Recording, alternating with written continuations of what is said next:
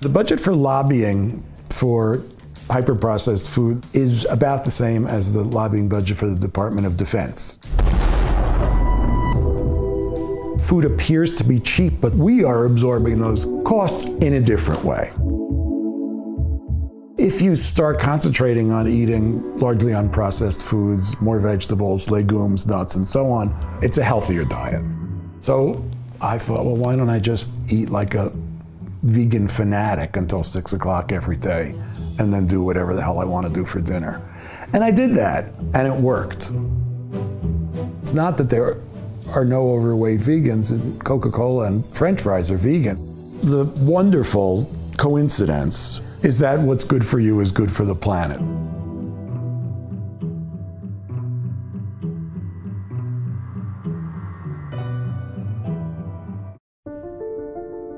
They say that the human race is doomed, that we have lost touch with our true nature, that the media has corrupted us, and that the planet has no future.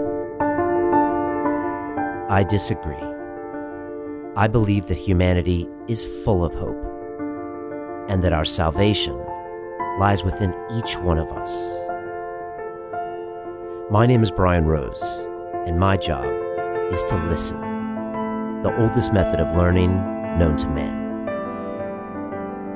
Each week I seek out individuals that are changing the world, people who are living and thinking in a different way. Their stories will challenge your beliefs, make you question your choices, and perhaps inspire you to change. I never planned on doing any of this, but now I can't stop. Join me on this mission and make humanity something we can all be proud of.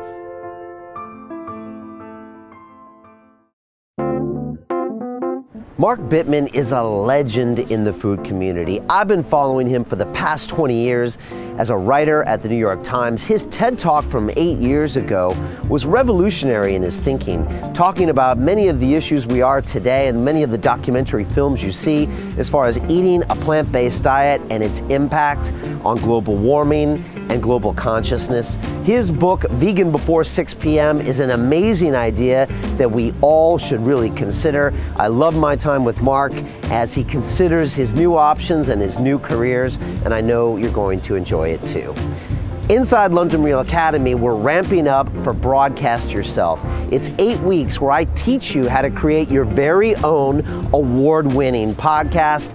You can have your very own London Reel and have amazing conversations like I do every week. And I show you how to turn it into a business so you can make money and then scale your message to the world. It's super exciting. That and many other courses inside London Real Academy. And here's a little bit more information about it. London Real doesn't stop when the conversation ends. You see, that's when we get started. Because everything begins with a thought, and then comes the action. The London Real Academy is our global transformation platform. Here we bring together thousands of students from over 75 countries. Whether you want to build a profitable business from your passion, or learn to speak to inspire, or broadcast yourself with your very own podcast, or accelerate your life to become a high-performance person, we have the online accountability course and personal mentoring program that will make your dream a reality. Join us, and we'll take your life to the next level, together. Our next accelerator course is starting soon.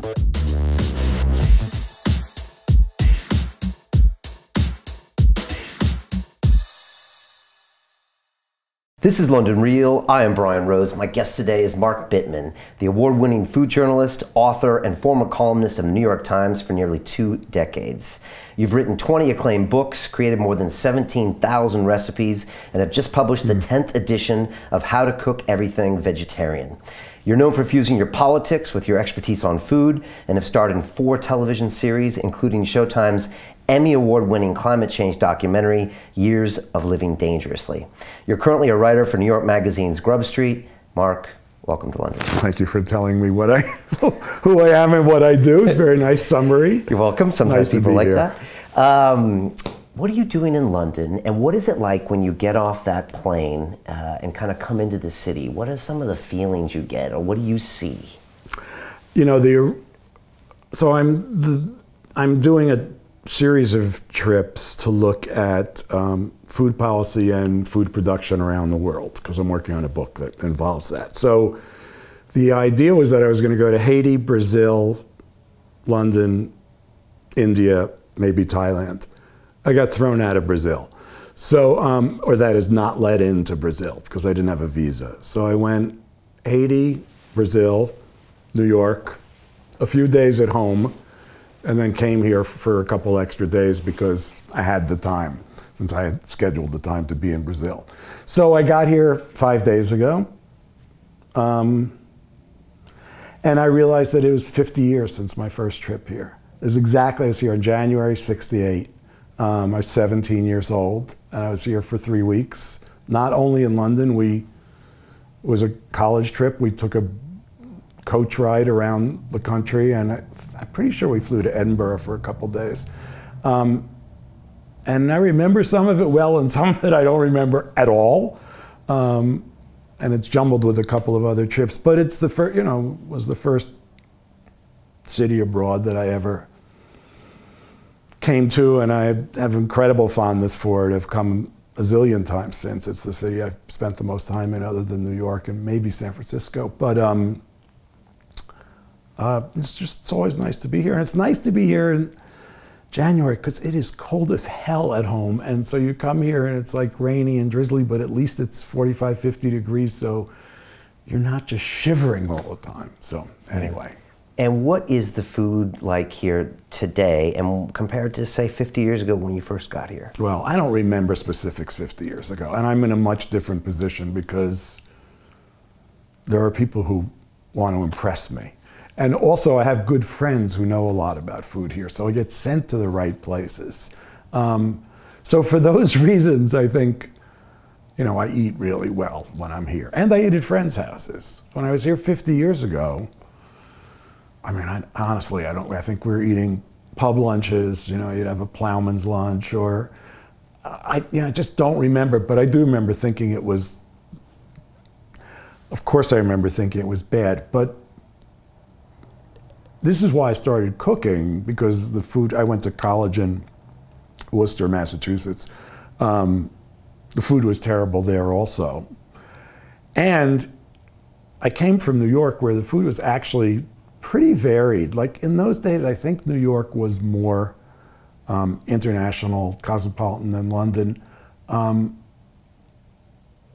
think the immigration laws were similar, but what New York had was the United Nations. So every country had some kind of outpost in New York, and every country had a restaurant that at least served the diplomats of that country. So in high school, because I was vaguely interested in food. In high school, I got to eat in Indonesian restaurants and Korean restaurants and Indian restaurants. And in the rest of the United States, that kind of stuff was very, very hard to find. I imagine you could have found it in DC, but certainly not in Worcester. Right. And you grew up in New York City. Yeah, I did grow up in Manhattan. Yeah. What was that like? Well, you ask anyone what their childhood was like, and they say, was my childhood. It's what I knew. It's normal. I grew up in a, you know, what you'd call council housing, or what they'd call council housing here. I grew up in a huge project in Manhattan, post-World War II project. Where? Stuyvesant Town. Okay, yeah, all right. So it was an interesting place. When I look at it now, I think it looks like prison. But there was greenery. I had lots of friends. I went to pretty good schools. It certainly wasn't a hard life. I wasn't, you know, in New York when I was growing up was the 50s. It looked more like it did in the 30s. It looked like it did in Cary Grant movies than it looks now. It felt very urban to me. And there's some comfort level I have with that kind of density. I can't say that I like it, but I feel very at home in it. So So that's why I don't know what growing up there was. Was dangerous. You see the movies of, the 60s and 70s and mean streets and. I mean, I did get mugged a couple times, but. I think the French Connection is what I remember seeing. I don't remember feeling like it was dangerous. I mean, or the blaxploitation movies is when I think of New York then, and the Warriors. I mean, I once got told to stay off of a block. I once got my bike stolen. I once, was literally assaulted. But I don't know. Somehow it was like part of the deal. It's funny. It just didn't. It wasn't scary to me. And then in the 70s, when I think, the crime rate was pretty high, it was also like, well, if you're going to live here, you're going to live with that. You can leave if you want to, but that's how it was. I don't know. I was lucky. I think I had in retrospect, very quiet upbringing, and I think relied on my friends a great deal. More than my relatives, let's say, and I'm still friends with a lot of my friends from childhood. And then I went away to school, and things got going. Right. But I will, if we're going to talk about food, because I think it is interesting. By my third semester in college, by the first semester of my sophomore year, I had been here. I had been to California. I hadn't really been anywhere else. I started cooking, and I started cooking because I did grow up in New York, and I knew that good food existed, but I didn't know how to find it. So I started cooking it, and I was 20 when I started cooking. And your parents had never taught you how to cook? Well, I grew up in a Eastern European Jewish household. There was a kind of cuisine that my grandmother cooked. My mother was much more of a post-war American cook, so it was a lot of sort of steak and potatoes one night, and a pork chop and potatoes another night, a salad every night, and cornflake chicken or something like that, a hamburger. I mean, just really like straightforward, what used to be called American food. Okay. I don't know what you call it now, but it's not the way I eat now, that's for sure. But when I started cooking,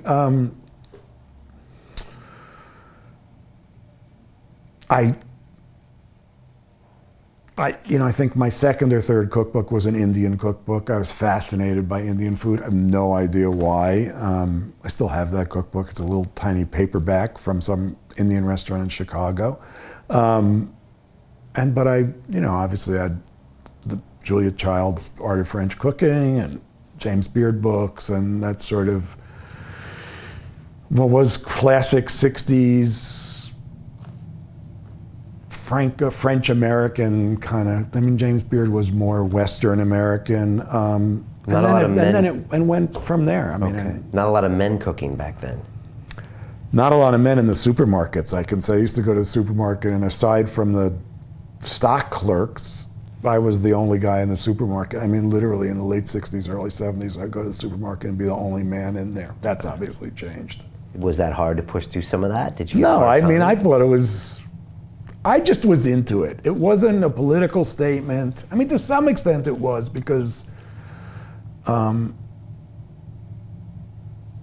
was hanging out with women who were into, we were all political. So we were all anti-war, we were all pro women's rights, we were all anti-racist.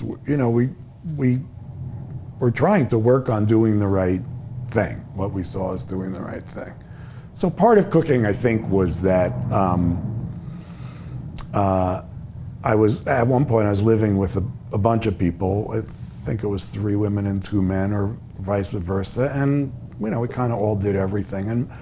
And before that, I think I felt like there was part of me that thought that it was right for men to learn how to cook. Okay. But really, I enjoyed it. I really liked it. And I still do. It's one of my favorite things to do. And for you, the food and the politics, or the policy, or the morality and the ethics always went together. Well, I don't think I saw the connections. In the 70s, as I said, I think there was a little bit of sort of wanting to be pro-women's liberation that was part of cooking. But really the political work that I was doing was I was part of an organization that did primarily tenant organizing. We did some other, I think, valuable stuff also, but primarily tenant, and I ran the newspaper. So I was learning how to write and edit and take pictures actually, and work in a dark room. I mean, I did cutting and pasting when cutting and pasting meant scissors and wax. All of letterset, letterpress, all of that stuff. But the food didn't seem so much a part of it then. And then I moved to Connecticut, and in the 80s and 90s when I was raising my kids, there were some farms in Connecticut. I became friendly with some farmers. But I also saw farms disappearing as Connecticut became more suburban and I think what's called exurban. I mean, part of Connecticut is New York suburbs, but part of it is just small cities that grew and grew and grew. And the rural part of Connecticut, for the most part, is not farms anymore. It's either McMansions, horse farms for really wealthy people, wealthy suburbs, or there are some old summer estates, but also summer farms or big pieces of property that have been in families for years and years in the eastern part of the state. But in any case, I could see food getting worse and worse and worse. I could see less food coming from farms. I could see supermarkets having fewer and fewer types of food. When I got to New Haven, which is where I lived, when I got there, the neighborhood I was living in was African American, Hispanic, Latino. There were still, some old Jews around. I don't know, it was a mix. And some young people moving in. And the food in the supermarkets represented that. So you could sort of find, maybe I didn't say Italians, but there are a lot of Italians. So you could find like real Italian stuff, and you could find things that have, stuff African Americans cook with. You could find Latino food. You could find all of that. And then as American I'm going to say cuisine, but as American cooking became less and less interesting, which I really think it did for many years, at least what you could buy in supermarkets was more and more, it wasn't limited. There were thousands of items, but they were kind of all the same. It's like half the stuff in supermarkets is not even food at this point. So seeing all that happen, and in the late 90s, Fast Food Nation came out, which is really Eric Schlosser's book, really seminal book, still meaningful, terrific book. Pointed out all the contradictions in the food system that we still see today. Some of these you covered in your TED Talk. Some of that is in my TED Talk, some of it is in my book, Food Matters. When I watched your TED Talk today, and 10 years ago almost, you're forecasting things that were then made, documentaries were made 5 years and 6 years after that. I mean, you're talking about stuff that was in Cowspiracy, and you're bringing up methane and the production and the cows. I mean, I'm not going to take a lot of credit for it. It's a good talk. It's I like good talk, it.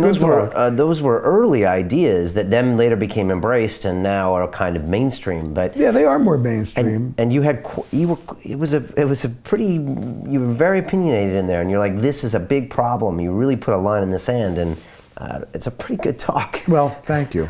I'm not going to say it's not a pretty good talk. I will say that I worked hard on it, and but a lot of the ideas have been expressed by other people. Sure, understood. But that was pretty controversial at the time, I'm sure. Yeah. Did you get a lot of blowback from those ideas? I got so much positive feedback. It was unbelievable. Okay. So, and you had been thinking about that stuff for a while. Well, as I said, I think starting in 97, 99, I started to see that there was a way to write about these things and a way to think about them differently, and that food really was a political thing, that food was as important as many other issues that people were talking about, and that I started to write How to Cook Everything Vegetarian because I thought, not because I was a vegetarian, because I'm not, but because I thought I wanted to know more about the world of plants. And that sort of led to my thinking about, well, what is the world going to be like? How does agriculture work? And so on. And then in 2006 or 2000, I think in 2006, maybe 2007, there was an FAO report called Livestock's Long Shadow that documented the relationship between industrial animal production and greenhouse gas production. And so you put that together with all the nutritional stuff about red meat being, let's say, red meat being not good for you. It's hard to say that it's bad for you, but too much red meat is probably bad for you. And also the whole hyper-processed food thing. And we were at that point already in the middle of what's sometimes called the obesity epidemic. In any case, many more people weigh much more than they used to. And that's largely because of surplus of non-nutritional or low nutritional calories and a super aggressive marketing campaign by the food industry. And you put all that stuff together and it's a pretty damning picture. And it's hard, it's hard to be hopeful about this sometimes. And there are a lot of people who think we're headed for, nutritionally we're in rough shape, and there are twice as many, at this point there's two kinds of malnutrition. So there's still close to 1 billion people in the world who are malnourished in the more classic sense of they're not getting enough micronutrients. There are stunted children, and there are people who are underweight, and there are people who have nutritional deficiency diseases and so on.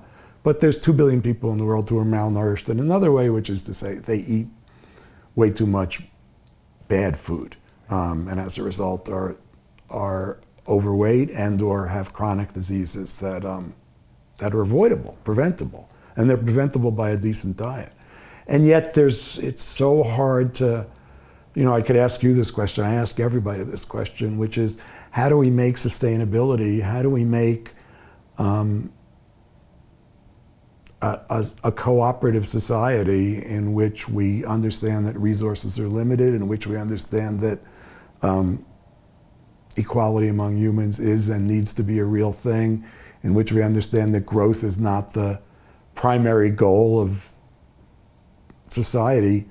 How do we make that a hip concept? I don't know. How do we make that a concept that people believe in and act upon? And I don't know. I'm not saying no one does. Yeah, but people are talking about it more. People are talking about it more. But if you listen to Bill McKibben or other climate change experts, this is becoming a juggernaut that's going to be at some point impossible. Maybe we're already past the turning point, but at some point impossible to stop. And sea level rise is already a real thing, but it's going to get worse. And meat demand coming out of China, and this new class coming up, and as we've seen in movies like Cowspiracy, you can do everything but tell people what not to eat.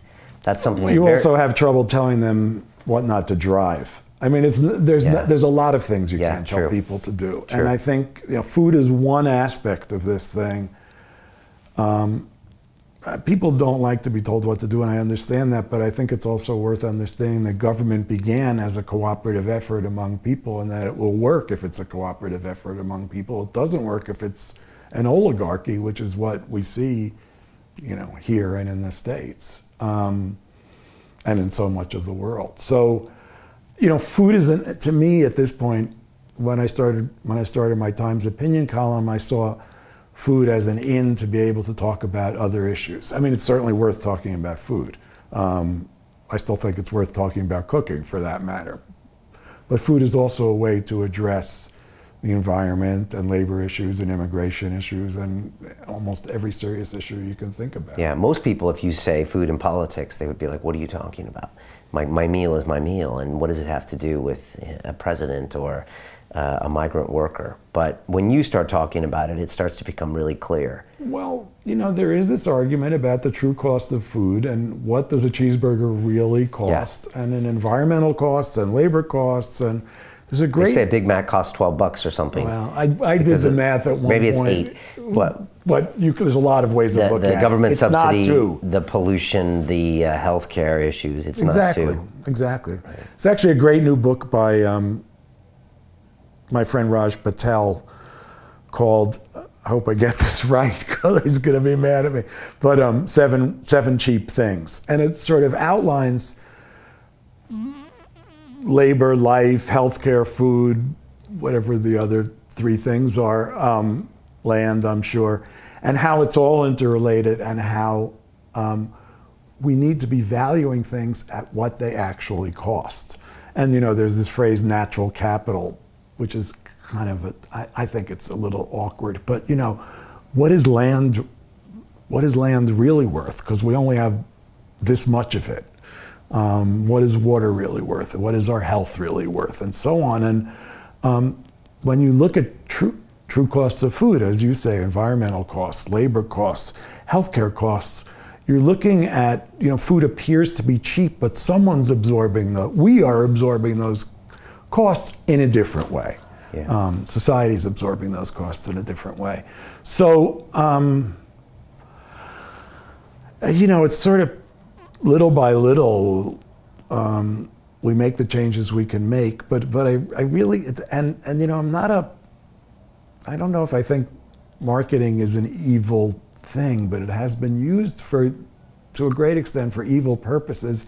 And I'm really curious I'm not as curious as some other people, but a lot of people talk a lot about how do we market a good society? How do we market a better way of eating? How do we market a more fair society? How do we make people buy into that stuff as opposed to saying, I'm going to drive whatever I want, I'm going to live however I want, I'm going to eat whatever I want? There's some balance between freedom and collective responsibility that we don't quite get. And maybe 200 years ago or even 75 years ago in the States and here when there was a welfare state, there was an inkling of how this worked. But of course it wasn't done perfectly and it went against the interests of very powerful people. And now it seems that those people are so entrenched that it's going to be hard to move the pendulum in the other direction. I mean, look at who's the president of the United States. It's completely weird. No one would have believed this 18 months ago. Yeah, yeah. What were you hoping to find in Brazil? What did you see in Haiti? And what are you expecting to look for in India and as you continue your tour? Well, there's kind of two. I'm reluctant to go into a lot of detail about this because it's, in a way, it's material that's better written than talked about, but I don't want to shortchange you. Okay, either, but you wrote a blog about your Haiti tour. Yeah. Because you've always had a bit of connection to the Haitian community, even back when you lived in Massachusetts. And not really. It's something I've been interested in, or even fascinated is strong. I've long wanted to visit Haiti, so I had the opportunity to do it, so I did it. But the travel is for two things, primarily for two things, and they're both about food. One is, where is there food policy that makes more sense than what we have in the United States? And the fact that you now have a national soda tax, however small and however new, and you also are either talking about or have just started doing exclusion areas around school where you can't build a fast food restaurant within 400 meters of a school or something like that. We are not at that place. I mean, I'm traveling because it's hard to see examples of good food policy in the United States. To the extent that they exist, I kind of know about them. So that Brazil has had an interesting history with food policy in the last 10, 15 years, and I wanted to go there to see that. And I will get a visa and go back. Okay. That was a mistake. Haiti, Haiti's an independent nation. It was the second republic in the Western Hemisphere. Had a revolution that successfully ended in 1804 with the formation of a republic. The revolution was largely, I think, inspired by the French Revolution. This had been a French colony, yeah. And Haitians expected to be welcomed with open arms by the rest of the world's republics by the United States and France. And instead it was like, I don't think we were bargaining for an African republic in the Western Hemisphere, you know, and they were subsequently, let's say, not supported by France or the United States or Great Britain, you know, who still act as if they believe in colonialism or a form of colonialism. And the rhetoric is not colonialist, but the actions of the G7 countries, the big, powerful economic powers are, yeah, we still need there to be an undeveloped world where which we can use as markets and from which we can take resources and so on. So Haiti, you know, has been, let's say, globally oppressed for 150, well, 200 years, and also has had bad luck. And I think, you know, there's some saying about luck making itself, but I mean, part of the bad luck is that it's been treated badly as a country, as have many Caribbean nations, but it's had a kind of overabundance of bad luck. And some natural disasters. The earthquake of 2010 was, you know, killed 200,000 people. Yeah. So that's a big number. I had Wyclef Jean here, and he talked about, you know, going down there and, you know, what he saw, and yeah. So I was only there for 3 days, which, you know, in effect is 2 days. But I wanted to see there's been this phenomenon of, as in many countries, of people moving into the city, but there's not work for everybody in the city, and the city is very crowded. And then, because it's been such a poor country for so long, and for other reasons as well, the hillsides, the mountainsides have been denuded of trees, and there's been a lot of erosion. I mean, this has happened all over the world. It's happened in Texas. I mean, it's not only Haiti, but it happened in Haiti. But there's been a resurgence of people in the villages, staying in the villages, doing agriculture, the kind of really small stakeholder farming, peasant farming, that I think I've seen elsewhere in the world, and I intend to see elsewhere in the world, which is to some extent subsistence farming, but also subsistence plus. So growing enough to eat, and then enough to sell some also. And then markets become a problem and an issue, and it's an evolving situation. Okay. And so it's early in my travels. And when I go to India, I'm going to see this kind of farming is increasingly being called agroecology, but it's called different things by different people. And it could be called organic farming. In India, there's a movement to call it, what they call it, a Z budget natural farming. But basically what it means is reduction or elimination of pesticides and chemical fertilizer. Okay, which is where we need to go. Building of the soil, which is really important. Okay. Careful use of water, really important, and so on. And growing food that's right for the people who are growing it. So I think I'll know, you know, Haiti, I think, was just a taste of this. I think I'll know a lot, and I'm spending 2 weeks in India, so I think I'll know a lot more then than I do now, and I'm going to keep traveling and keep looking at stuff. And when people say, what are you looking for? I say, I'm looking for things that make me hopeful, which is really what I'm looking for, is things that make me hopeful. So it's this combination of agriculture that feeds people rather than the global machine, and food policy that encourages that kind of agriculture and encourages better eating. And because that's, you know, we have a two-headed monster here. One is that environmentally we're doing terrible things, and the other is that nutritionally we're doing terrible things. Your book and concept, Vegetarian Before 6 p.m., where did that come from? Because it's very interesting, and I'll be honest, the last 3 to 6 months I've had more people talking about plant-based diets, and and a lot of people from different angles, and it's just something that I'm becoming more aware of and practicing myself. But I hadn't really heard of this concept before 6 p.m., but it sounds doable. Well, that's the thing, it's a trick. So I wrote How to Cook Everything Vegetarian, and I was already convinced, but I was more convinced that I and everybody else should be eating a more plant-heavy diet. Okay. And this was a while back you wrote this. This was also about 10 years ago. Okay. And you weren't vegetarian then? I'm not vegetarian now. Okay. So you're kind of forcing yourself to try something. Right. Well, I needed some rules. I do better with, and then this is a personal thing. Everybody's different, or at least there are several different personality types, and I'm of the personality type where I do much better if I have rules for myself. And so I could say I'm going to eat more moderately, or I'm going to eat less meat, but if there's no structure, then it just doesn't happen. So I did this.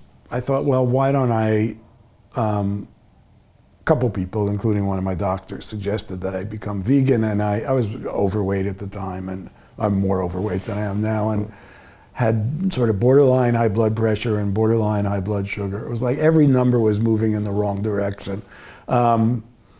So a couple people suggested that I become vegan, and I thought, I'm never going to do that. It's not going to happen.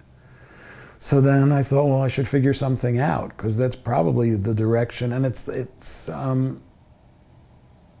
not that there are no overweight vegans. Coca-Cola and French fries are vegan, but if you start concentrating on eating, whole foods, whole grains, largely unprocessed foods, more vegetables, legumes, nuts, and so on, you're gonna have, it's a healthier diet. This is indisputable. So I thought, well, why don't I just eat like a vegan fanatic until 6 o'clock every day, and then do whatever the hell I want to do for dinner. And I did that. I still do that. I lost a lot of weight, and all my blood numbers went in the right direction, and then I wrote a book about it. But it wasn't an intellectual concept, really. It was kind of like a practical experiment on myself, and it worked. So I never say to people, you got to do vegan before 6. I say vegan before 6 is a strategy for eating more plants and less junk food and less meat. But that any strategy that works for you is fine with me. I don't care how people do it. But most people in wealthy industrialized countries could stand to eat a more plant-based diet. I don't know that that means that everybody needs to become vegan. I don't think it does. But I think it's safe to say that most people need to eat fewer hyper-processed food and less hyper-processed food and fewer animal products. And this is one way of doing that. But any way that works is... Yeah, I had Dr. Michael Greger in here a couple months ago, and he has the book, yep, How Not to Die, and the How Not to Die cookbook. And he has some very convincing arguments, and he's a really interesting guy. And I think a lot of us here have started going down that path. Right, but I think, there's a spectrum, and the spectrum is... I once met a guy who literally lived on carrots and celery. I don't know for how long, but that's what he was doing. And then you have like the supersized meat diet. And obviously you don't want to be over here, but I don't think you need to be over here. Yeah. I think, the closer you get to eating a more plant-based diet, the better off we all are. And the wonderful coincidence is that what's good for you is good for the planet. So a more plant-based diet is good for people, and a more plant-based diet is good for the environment. So again, how do you make that hip? I don't know. Obviously, if you and all your cronies here are doing it, that's good. It's getting there. Something's happening. If you hear this message over and over again, and from different people's perspectives, it starts to make sense. It's just difficult because the budget, the budget for lobbying for hyper-processed food, the big food lobbying budget in the United States is about the same as the lobbying budget for the Department of Defense. So those are the two biggest lobbying budgets in the US. The marketing budget for big food, whatever you want to call it, is one of the biggest marketing budgets in the world. So, I mean, you and I can sit here talking all we want, and how many people are going to see us? Some hundreds of thousands, maybe? Yeah. That's right? Not millions. Yeah. Hundreds of thousands, maybe millions, because I'm such a huge draw. Exactly. But not compared to what they're doing. But not compared to what Coca-Cola is going to do during the Super Bowl. Yeah. You or know, the where tasty billions products. of people are going to see it over and over and over. Yeah. And if somehow we have to counter the notion that life is better with Coca-Cola, that life is better with McDonald's, that life is better with convenient food that's actually not that convenient and really bad for you. Yeah. That notion has to be countered. You know, I don't have that key. It's just work. We just have to keep saying it, working on it, talking to people, trying different approaches, poking at the balloon and seeing where it bulges, and hopefully make some small changes that will convince more people that this is a direction to go in. Yeah. Can I ask you about the food scene in New York City? If you had to describe to someone, maybe who've never been there or never lived there, what it was like when you started writing for the Times and where you saw it evolve over those next 20 years. I mean, I got there in '93 and I remember just trying to experience it, but how would you describe it to someone? You know, I'm the wrong person to ask that question. I'll answer it, but first of all, I don't live in the city anymore. I know. Second of all, but you did. But even when I did, I cooked almost every night. Okay. And so my interest is more in shopping for food in New York City than in eating in restaurants in New York City. Because you weren't a restaurant critic and you weren't a chef. I mean, I have been a restaurant critic, okay. but not for a long, long time, 20 years probably, 15 anyway. I find restaurants chronically disappointing. And I think if you think about what makes a successful restaurant, and successful means profitable, that is, successful doesn't mean making you happy, it means getting you to come back and getting your friends to come back. So there's three factors, three costs, and basic costs in running a restaurant. Those are rent, labor, and food. So in New York, and this may well be true here too, in New York, rents are really, really high. And there's not a lot of things that most restaurants could do to get around that. Restaurants leave their homes all the time because they can't afford the rent. Union Square Cafe. Union Square Cafe is the prime example. So rents are pretty high, and that's a fixed cost. There's nothing you can do about it, except you can move out of Manhattan. Right. And for years, I think more interesting food has been found in Queens and Brooklyn than in Manhattan. Now Brooklyn is expensive too. So then your other two costs are labor and food. You can't cut back on rent, so you either have to mistreat your staff, or skimp on food, or both. Right. So if I'm cooking at home, I'm the labor. Like sometimes people help me, but no one's being abused or maltreated. And I'm lucky enough to be able to spend money on ingredients. I wouldn't say at will, but I can buy good food and cook it, and it's a quarter of the cost of eating in a restaurant because I already pay rent and I'm the labor, so I'm just paying food costs. That's what I'm into. Okay. Now, that being said, there are some incredible restaurants in New York. Having said that, there are some incredible restaurants in New York, but I think fewer than there were 10 or 20 years ago. I think there's a lot of Me Too-ism.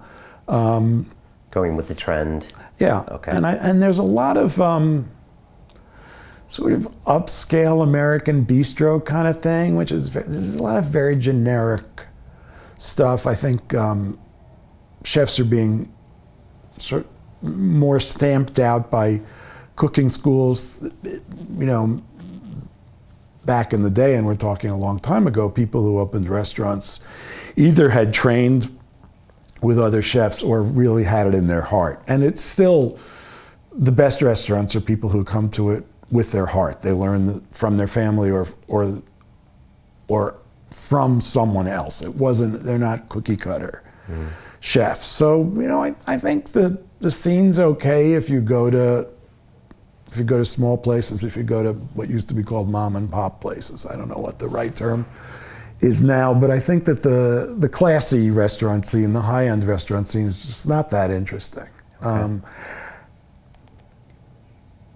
What was it like? I think it's a little more interesting in Brooklyn than it is in Manhattan. I think it's a little more interesting here than it is in New York, but I think in general, you know, I mean, I think this in principle, but I also think that if you want the best food you can have, in general, you're better off cooking it yourself. I know not everybody can do that, but certainly most people who eat in fancy restaurants can do that. Right. What was it like working for the New York Times? You remember your first year there? Well, my first year there, I started freelancing in the mid-'80s, so it was sort of like just even to go into the building was a big deal. And I was in my 30s then, so relatively young. And at that time, the reputation of the New York Times was the same as today. Yeah, it was just this it was the place. So I was very impressed by myself. Yeah. Even though I had to work very hard to get every single assignment. And then by the mid-'90s, people knew me. I think my work was okay, was respected. So I was writing more frequently. And then the big change was '97, so that's 20 years ago, when I got my weekly column, which was called The Minimalist. And yeah, it was quite a thrill, and it was really fun. But then in 2007, 2006 or 2007, the paper, as I guess we call it, moved to the new building. And I didn't really have a good space in the old building. I was on contract. I was essentially a glorified freelancer with a column. You know, I had a desk, but it was a sort of communal desk, and it wasn't appealing for me to go there. 2007, I both moved to the city and we moved to the new building, and it became very much a community. For 5 years, it felt like really home. Really, that was the Times Square community. Move. Yeah, well, we were in Times Square before, but we moved to a different part of Times Square. But and it really felt like a community to me. And what was the culture like there?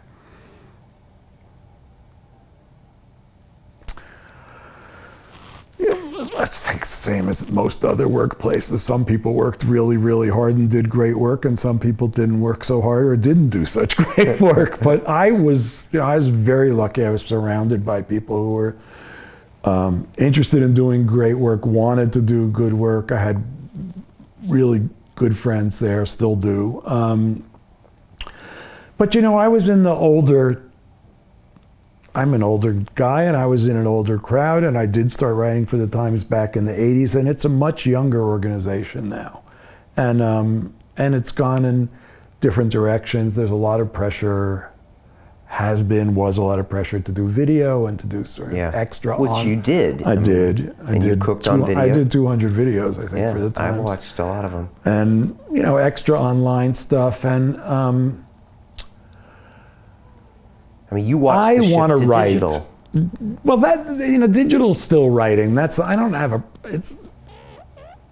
a very digital person myself. Okay. I'm traveling for 3 weeks, 4 weeks here. I have one piece of paper with me. It's my Indian visa.